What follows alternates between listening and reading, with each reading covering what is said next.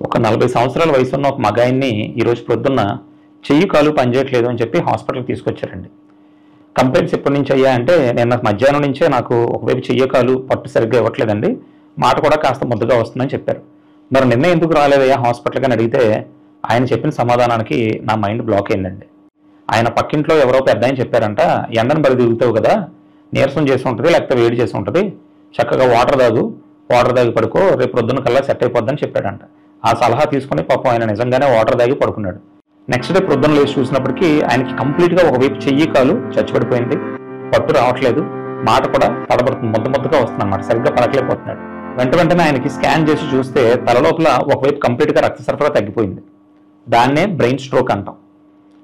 యాక్చువల్గా ఈ brain stroke అనేది కంప్లైంట్స్ స్టార్ట్ అయిన 4 గంటల లోపు కనుక హాస్పిటల్కి వస్తే ఆ స్ట్రోక్ లక్షణాలను కంప్లీట్గా వెనక్కి తీసుకొచ్చి కంప్లీట్గా నార్మల్గా చేసే అవకాశం ఉంటుంది.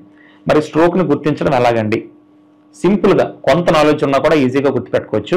Be fast, BEFAST, be fast. B అంటే బ్యాలెన్స్ ఇష్యూస్, అంటే నడుస్తున్నప్పుడు పేషెంట్ ఒకవైపు ఒదుగుపోతున్నట్టు ఉండడం, తూలిపోతున్నట్టు ఉండడం.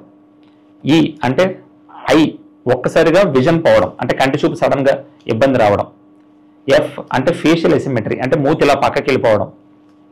ఏ అంటే ఆర్మ్ వీక్నెస్, అంటే ఒకవైపు చెయ్యి కానీ కాలు కానీ సరిగ్గా మూవ్ అవ్వలేకపోవడం, పట్టు లేకపోవడం, పైకి లేపలేకపోవడం, ఇవన్నీ. ఎస్ అంటే స్పీచ్ ఇష్యూస్, అంటే మాట నంగిడిగా రావడం, నత్తిగా రావడం, ముద్దగా రావడం, ఇవన్నీ కూడా స్ట్రోక్ లక్షణాలండి. మరి టీ అంటే ఏంటి? టైం. ఈ లక్షణాలు వచ్చిన ఫస్ట్ 4 గంటల లోపు కనుక మీరు ఒక న్యూరోసర్జన్ దగ్గర కానీ ఒక న్యూరాలజిస్ట్ దగ్గర కానీ వస్తే ఒక స్కాన్ చేసి, MRI స్కాన్ అంటారు, అది చేసి ఇమీడియట్గా కొన్ని మందులు ఇవ్వడం వల్ల మీ లక్షణాలు కంప్లీట్గా నార్మల్ అయిపోయి స్ట్రోక్ నుంచి కంప్లీట్గా రికవర్ అయ్యే అవకాశం ఉందండి.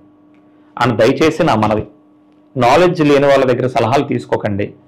దయచేసి ఎవరో సలహాలు ఇచ్చి, మీకు తెలియని విషయాల్లో ఊరికే ఉచిత సలహాలు ఇచ్చి, పిచ్చి సలహాలు ఇచ్చి కొంతమంది జీవితాలు పాడు చేయకండి. ఒక 40 సంవత్సరాల వయసున్న ఆయన స్ట్రోక్ వచ్చి చెయ్య కాలు పడిపోయింది అంటే ఆయన జీవితం పాడైపోయినట్టే, ఆయన పని చేయలేడు, వాళ్ళ ఫ్యామిలీ రోడ్డు మీద పడిపోయినట్టే. పాపం ఆయన పోషించుకొని పిల్లల్ని చదివించుకోవాల్సి రావచ్చు. రేపు పొద్దున్న పిల్లల భవిష్యత్తుకి ఎవరో గ్యారంటీ. సో దయచేసి అర్థం చేసుకోండి, ఎట్టి పరిస్థితుల్లోనూ కూడా మీకు సబ్జెక్ట్ లేనప్పుడు ఉచిత సలహాలు ఇచ్చి జనాల్ని కన్విన్స్ చేయడానికి ట్రై చేయండి. Thank you.